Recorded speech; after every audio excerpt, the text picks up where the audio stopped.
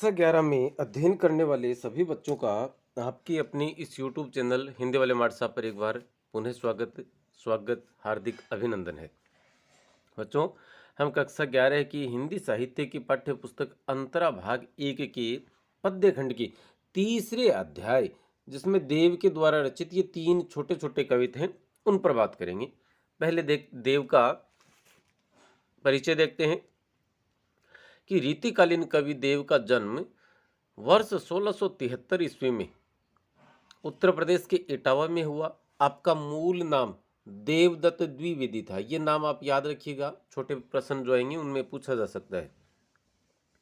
आप कई राजाओं के दरबार में रहे। सबसे लंबा समय भोगीलाल नामक राजा के दरबार में व्यतीत किया।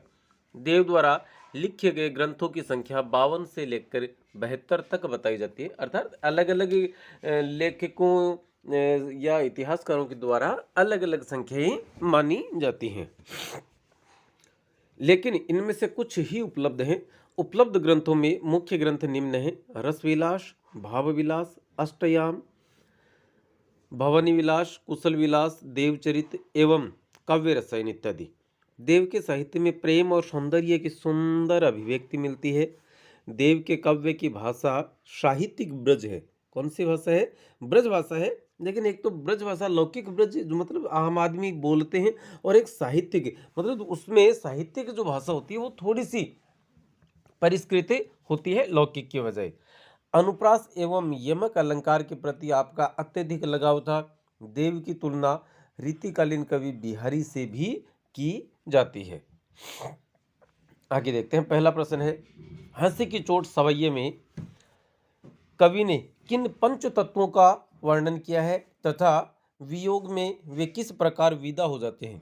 तो हंसी की चोट सवैये में कवि देव द्वारा निम्न 5 तत्वों का उल्लेख किया गया है।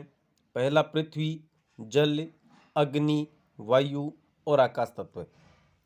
एक प्रश्न ये भी बनता है कि मानव शरीर का निर्माण किन 5 तत्वों से हुआ है या हुआ माना जाता है? तो वो यही पांचों हैं: पृथ्वी, जल, अग्नि या तेज, वायु और आकाश। इन ये अगला अब फिर यहाँ देखिएगा, आप 2 प्रश्न पूछे गए थे, किन 5 तत्वों का वर्णन किया है और वियोग में वे किस तरह से विदा होते हैं। तो अब दूसरे नंबर पर चलते हैं कि वियोग की स्थिति में उक्त पांचों तत्व इस प्रकार विदा होते हैं। तेज गति से सांस चलने से वायु तत्व विदा हो गया। आंसुओं के साथ जल तत्व बह गया। शरीर का सौंदर्य नष्ट हो जाने से तेज या अग्नि तत्व नष्ट हो गया। और शरीर की दुर्बलता के कारण भूमि तत्व भी नष्ट हो गया है। एकमात्र या सिर्फ आकाश तत्व ही शेष रह गया है। ये बड़ा महत्वपूर्ण प्रश्न बनता है कि कौन सा नायिका के अनुसार कौन सा तत्व अभी शेष रहा है? तो आकाश तत्व शेष रह गया है। दूसरा प्रश्न, नायिका सपने में क्या सोचती थी, क्यों प्रसन्न थी और वह सपना कैसे टूट गया? सपना नामक सवैये से ये प्रश्न है कि नायिका ने सपने में बादलों की उमड़ घुमड़ और वर्षा की हल्की हल्की बूंदें देखी थीं। उसने कृष्ण को भी वहीं खड़े देखा था। कृष्ण नायिका से झूला झूलने के लिए साथ चलने का आग्रह कर रहे थे। कृष्ण की तरफ से आमंत्रण पाकर वह अत्यंत प्रसन्न हो जाती है। उसने जैसे ही चलने का प्रयास किया तो उसकी नींद टूट गई या खुल गई। इससे उसका सपना टूट गया और नींद खुलने के साथ ही उसका भाग्य सो गया। ये यहाँ नींद खुलना और भाग्य सो जाना है ना, तो इसमें विरोधाभास अलंकार भी माना जाता है। सपना कवित का भाव सौंदर्य स्पष्ट कीजिए। सपना कवित में एक नायिका के संयोग व वियोग अवस्था का मार्मिक चित्रण एक साथ किया गया, मतलब दोनों एक साथ दिखाए हैं कवि ने, और कवि की ये एक विशेष योग्यता है। नायिका सपने में अपने प्रियतम कृष्ण को सामने देखकर अत्यंत प्रसन्न होती है, लेकिन सपना टूटते ही वह वियोग अवस्था में पहुंच जाती है। संयोग और वियोग का यह अनूठा संगम है। इस पद में प्रकृति का उद्दीपनकारी, उद्दीपन का मतलब होता है उत्तेजना बढ़ाने वाला, उद्दीपनकारी चित्रण किया गया है, जिससे श्रृंगार रस का सौंदर्य प्रभावशाली बन पड़ा है। रीतिकालीन काव्य प्रवृत्ति की अभिव्यंजना भी स्पष्ट रूप से नजरे आती है। चौथा प्रश्न है, दरबार सवैये में किस प्रकार के वातावरण का वर्णन किया गया है? तो इस सवैये के माध्यम से कवि ने अपने अनुभव का वर्णन करते हुए राज दरबार की हकीकत बताने का प्रयास किया है। उस समय राज दरबार में भोग विलास की प्रवृत्ति जोरों पर थी और राजा स्वयं जान शून्य हो गए थे। राजा एवं पदाधिकारी पतनशील थे। कला की परख करने वाला कोई नहीं था। चारों तरफ राग रंग भोग विलास का ही जोर था।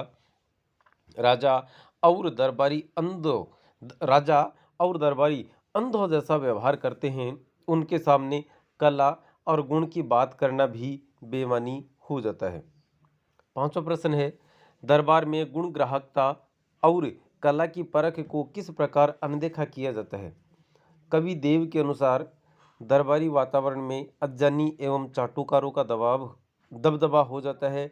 तब न तो गुणों की कद्र ही होती है और न ही कला की परख। राजा को भी चापलूसी करने वाली कविता ही पसंद आती है। सभी पर राग रंग व भोग विलास का रंग चढ़ जाता है। मानवीय गुणों व कला का वहाँ कोई महत्व नहीं रह जाता है। आगे छठा प्रश्न है, भाव स्पष्ट कीजिए। पहला है कि हेरी हियो जू लियो हरि जू हरि। तो श्री कृष्ण ने एक गोपी की तरफ देखकर प्रेम भाव से उसके हृदय का हरण कर लिया है। हरि जू हरि, कि हरि ने मेरा हृदय हरण कर लिया है, मेरा मन चुरा लिया है। तो यहाँ हरि और हरि में कौन सा अलंकार माना जाएगा? एक ही शब्द है, एक से ज्यादा बार आया है और अलग अलग अर्थ दे रहा है, तो यमक अलंकार।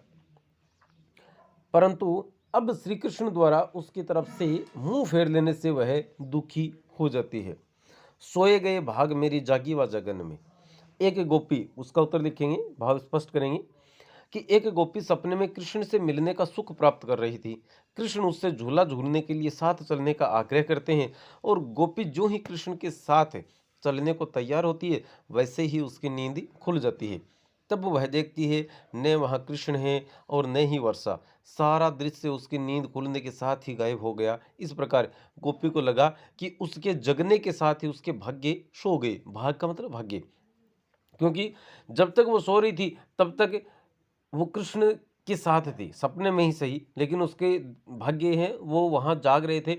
अब वो जागी, भाग्य सो गई क्योंकि कृष्ण नहीं है।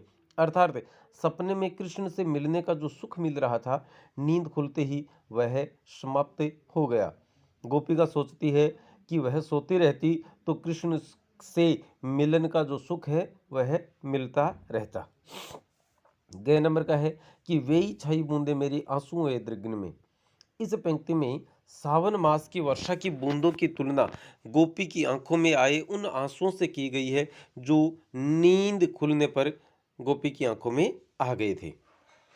चौथा है, साहिब अंध मुसाहिब मूक सभा बहिरी। इस पंक्ति में कवि ने राज दरबार की स्थिति का वर्णन किया है। कवि ने व्यंग्यात्मक भाव से कहा है कि इस दरबार में राजा अंधा है, सभासद बहरे हैं और दरबारी लोग गूंगे हैं, जिन्हें दिखाई तो सब देता है पर न वे बोल सकते हैं और न ही सुन सकते हैं। नेक्स्ट क्वेश्चन है कि देव ने दरबारी चाटुकारिता व दंभपूर्ण वातावरण पर किस प्रकार व्यंग्य किया है? देव दरबारी चाटुकारिता, दरबार मतलब सत्ता सरकार की चमचागिरी करना, आप चाटुकारिता का अर्थ चमचागिरी से मान सकते हो कि देव दरबार या सत्ता की चाटुकारिता या चमचागिरी एवं दंभपूर्ण वातावरण पर व्यंग्य करते हुए लिखते हैं कि यहाँ सभी लोग भोग विलास में लीन हैं। चाटुकारिता इस तरह व्याप्त है कि पूरा दरबार कला और सौंदर्य से विहीन है। न कलाकार का ही सम्मान होता है और न ही साहित्यकार का। अज्ञान एवं अहंकार में सब इतने लीन हैं कि न कोई किसी की सुनता है और न किसी की मानता ही है। कवि ने राजा को अंधा, दरबारियों को गूंगा व सभा को बहरी बताकर सभी की संवेदनहीनता पर करारा व्यंग्य किया है। तो हम मान सकते हैं कि मतलब ये जो देव का जो अंतिम पद था उस पद में और किस प्रकार की बातों का वर्णन हुआ, तो आप यहाँ पर इस हिसाब से कर सकते हो। तो बेटा आज के इस वीडियो में फिलहाल इतना ही। अब अनुमति देवें। नमस्ते, शुक्रिया, जय हिंद, जय भारत।